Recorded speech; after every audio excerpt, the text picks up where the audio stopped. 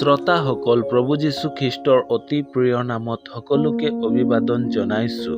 প্ৰিয়সকল, পবিত্ৰ বাইবেলত মাৰ্কে লিখা শুভবাৰ্তা 2 অধ্যায়ত আমি এনেদৰে পঢ়িবলৈ পাওঁ।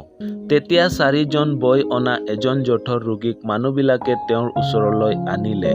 কিন্তু লোকসমূহৰ কাৰণে তেওঁৰ ওচৰলৈ তেওঁক চপাব নোৱাৰি যি ঠাইত তেওঁ আছিল তাৰ ওপৰৰ ছাল গুচাই বাট কৰি সেই পোনেদি জঠৰ ৰোগী হোৱা শয্যাখন নমালে।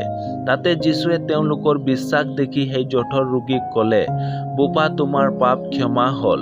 সেই জঠৰ ৰোগীজন তেওঁৰ ৰোগৰ পৰা সুস্থ হ'বলৈহে আহিছিল, কিন্তু প্ৰভুৱে তেওঁৰ শাৰীৰিক ৰোগৰ সুস্থতাতকৈ অধিক তেওঁৰ পাপৰ ক্ষমাক প্ৰাথমিকতা দিলে। কাৰণ তেওঁৰ যদি পাপ ক্ষমা নহয়, তেন্তে তেওঁ সেই অনন্ত কালৰ অগ্নিৰ সৰোবৰত জ্বলি থাকিব।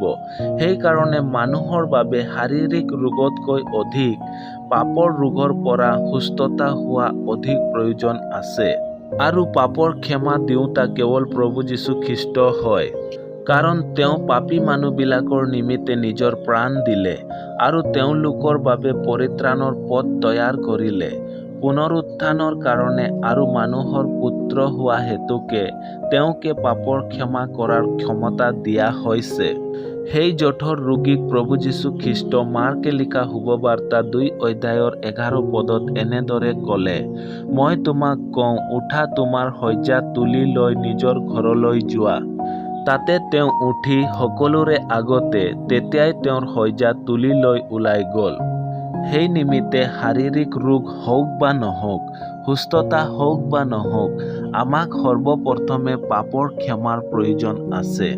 সেইকাৰণে যাৰ গুৰিত পাপ ক্ষমা কৰাৰ অধিকাৰ আছে, সেই প্ৰভু যীশু খ্ৰীষ্টৰ চৰণত আমি এনেদৰে প্ৰাৰ্থনা কৰিব লাগে, প্ৰভু যীশু খ্ৰীষ্ট, মই স্বীকাৰ কৰিছোঁ যে মই এজন পাপী হওঁ। আপুনি মোৰ পাপৰ নিমিত্তে মৃত্যুক সহিলে আৰু ঈশ্বৰে আপোনাক মৃতবিলাকৰ মাজৰ পৰা তৃতীয় দিনা জীৱিত কৰিলে। এয়া মনত বিশ্বাস কৰি আপোনাক প্ৰভু ৰূপে গ্ৰহণ কৰিছোঁ। এনেদৰে কৰিবলৈ ঈশ্বৰে আপোনাক সহায় কৰক। ধন্যবাদ।